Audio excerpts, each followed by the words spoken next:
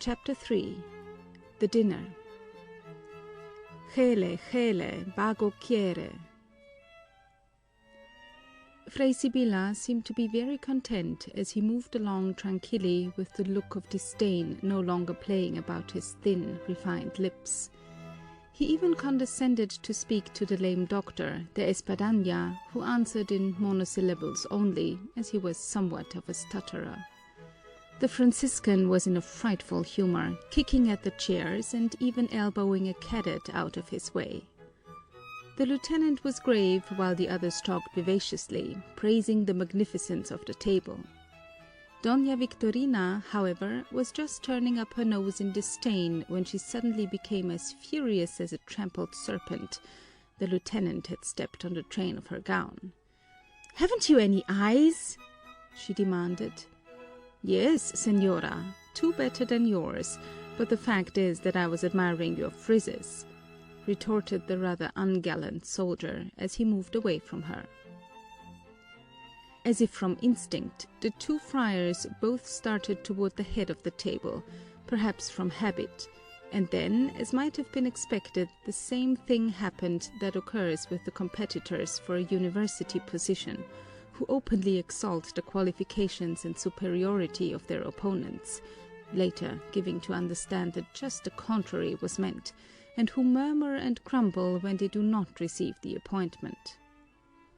"For you, Fray Damaso." "For you, Fray Sibila." An older friend of the family, confessor of the deceased lady, age, dignity, and authority. "Not so very old either.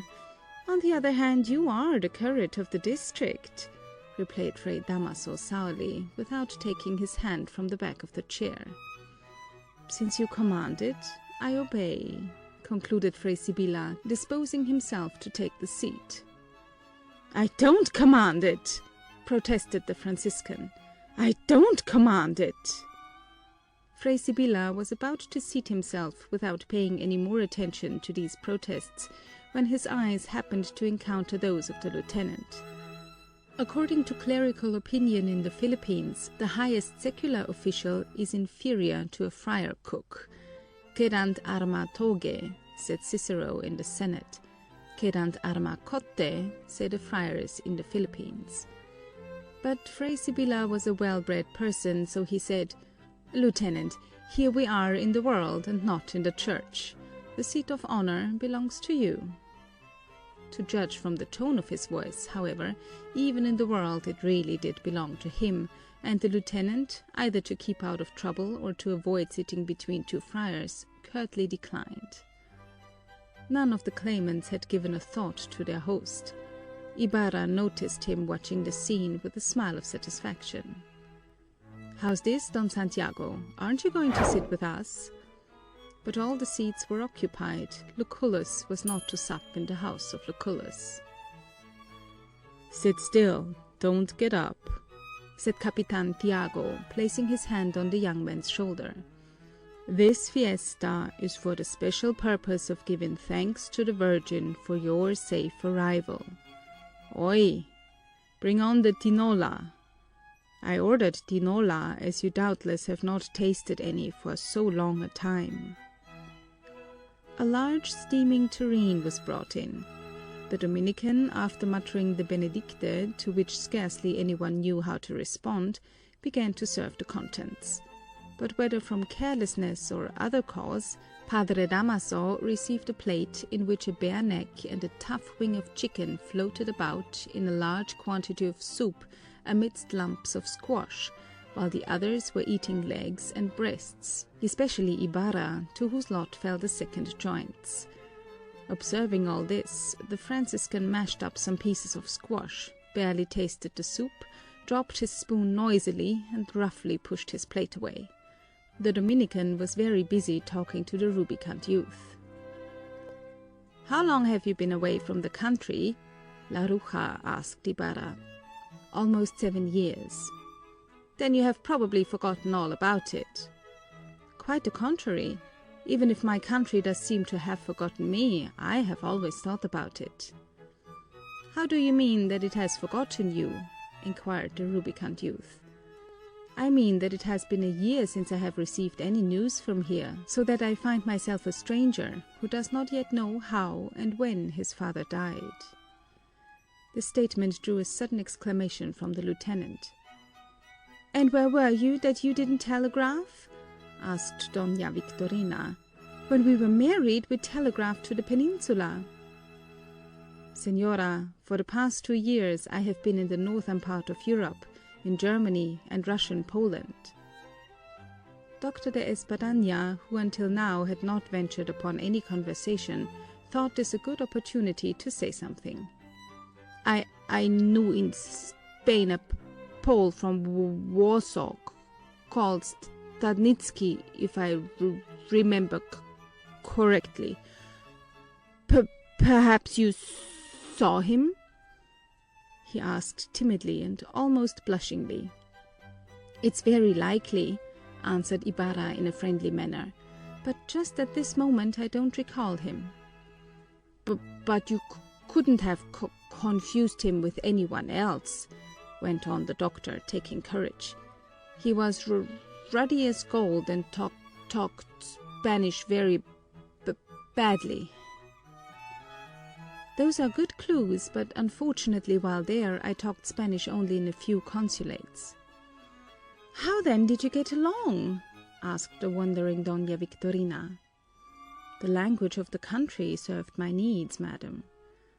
"Do you also speak English?" inquired the Dominican, who had been in Hong Kong, and who was a master of pidgin English, that adulteration of Shakespeare's tongue used by the sons of the Celestial Empire.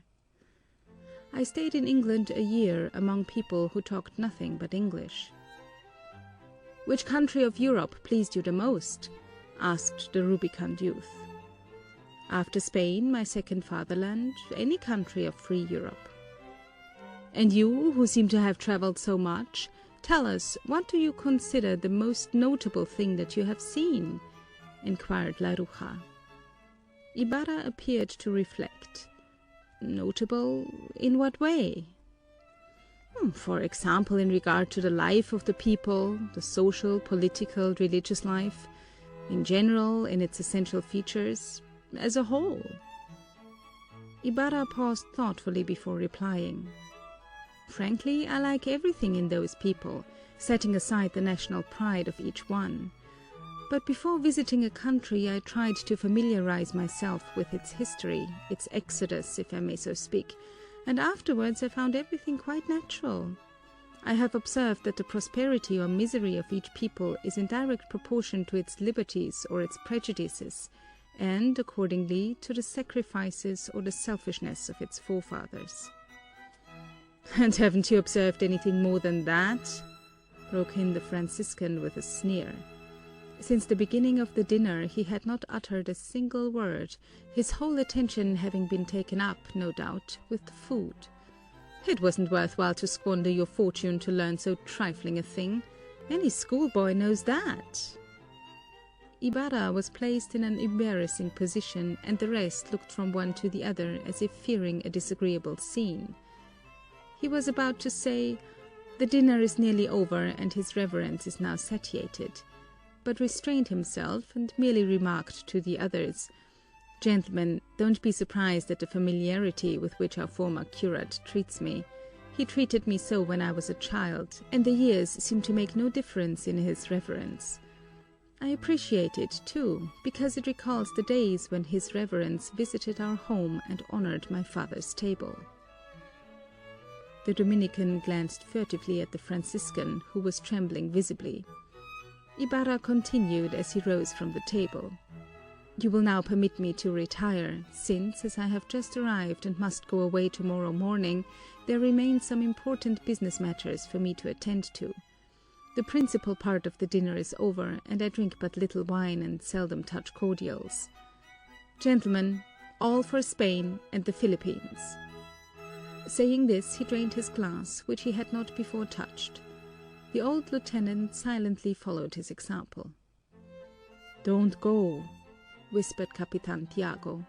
"Maria Clara will be here. Isabel has gone to get her. The new curate of your town, who is a saint, is also coming." I'll call tomorrow before starting. I have a very important visit to make now." With this, he went away. Meanwhile, the Franciscan had recovered himself. "Do you see?" he said to the rubicund youth, at the same time flourishing his dessert spoon.